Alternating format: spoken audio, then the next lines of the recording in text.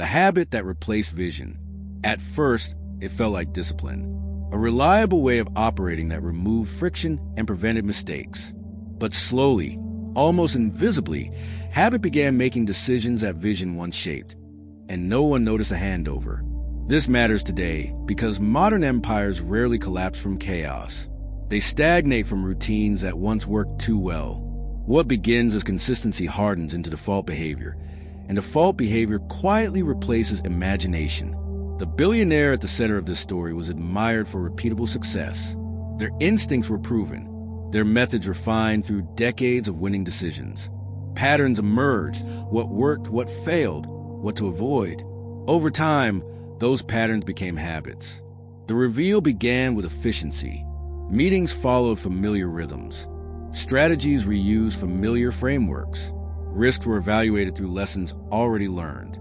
Decisions moved quickly because the answers felt known.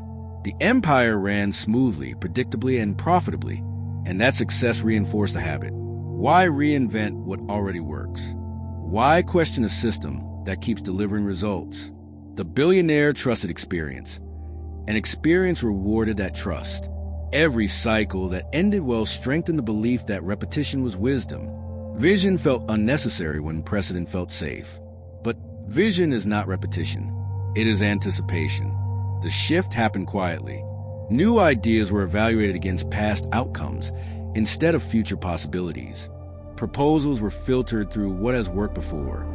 Anything unfamiliar felt optional. Anything disruptive felt reckless. The billionaire noticed fewer surprises and welcomed that. Fewer experiments, fewer unknowns. Stability increased. Predictability improved. The empire felt controlled. Yet beneath that control, something essential was retreating. Curiosity, exploration, the willingness to imagine a future that didn't resemble the past. The reveal deepened when a junior leader presented an idea that didn't fit existing models.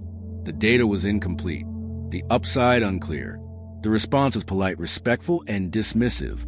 "We've seen this before," someone said. "It rarely ends well." The room moved on. No argument followed. No exploration occurred. The habit had spoken. The billionaire felt no alarm. The decision felt sensible. But that moment marked a quiet exchange. Vision had not been rejected. It had been replaced. Replaced by a habit that felt smarter, safer, and earned. And once habit begins deciding what the future can look like, the future quietly stops changing. The conflict was just beginning to form, not as failure, but as familiarity. Because when experience becomes a lens for everything new, tomorrow is forced to resemble yesterday.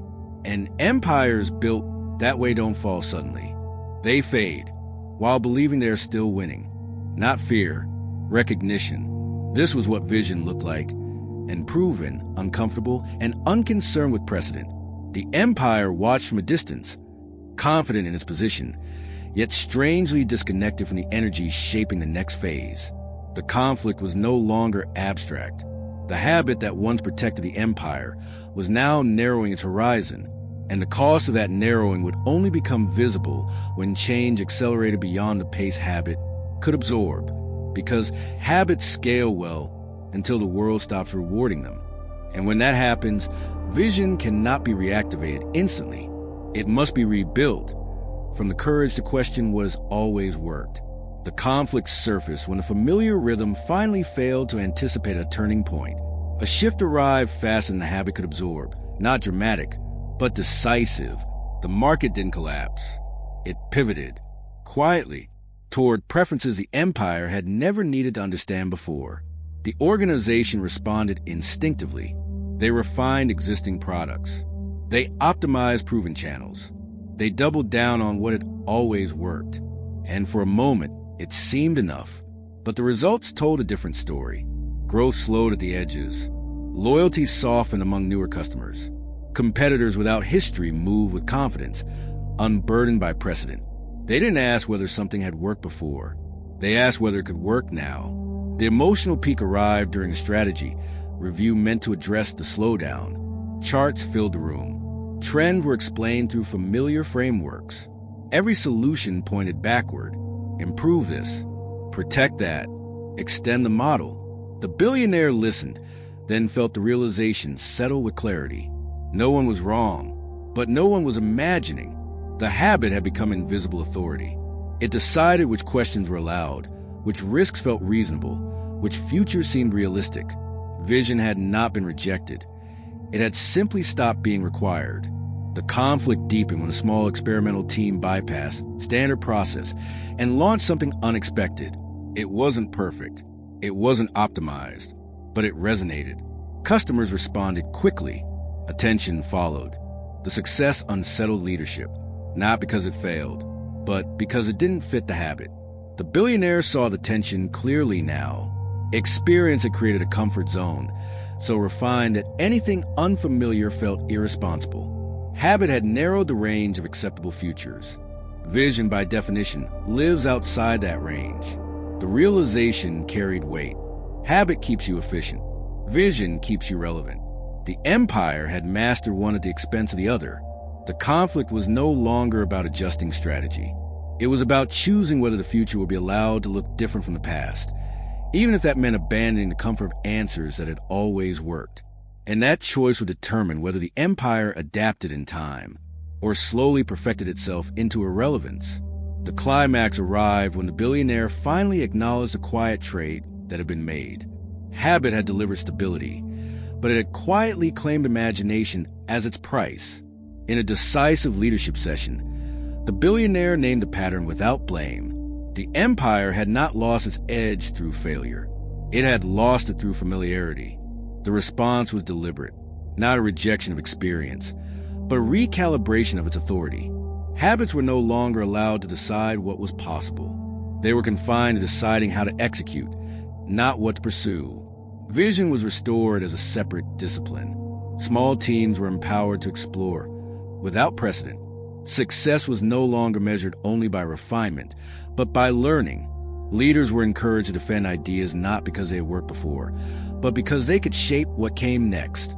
The shift was uncomfortable. Habits resist displacement. Experience resists being questioned. But energy returned. Conversations sharpened.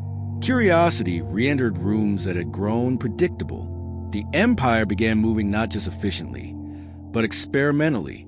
The resolution unfolded gradually. Not every vision succeeded. Some experiments failed openly, but failure carried information, not stigma. The future began expanding again, no longer confined to yesterday's answers. The billionaire reflected on the lesson with clarity earned through erosion. Experience is a powerful tool, but when it becomes a gatekeeper, it stops progress. Habit makes you good at repeating success. Vision makes you capable of creating it again. The empire moved forward change, not by abandoning what it knew, but by refusing to let knowledge replace imagination. Familiarity lost its veto power. The future regained its voice. Because the greatest risk is not trying something new. It is allowing what once worked to decide what can exist next. Sometimes the smallest shift in perspective becomes the beginning of a new future. The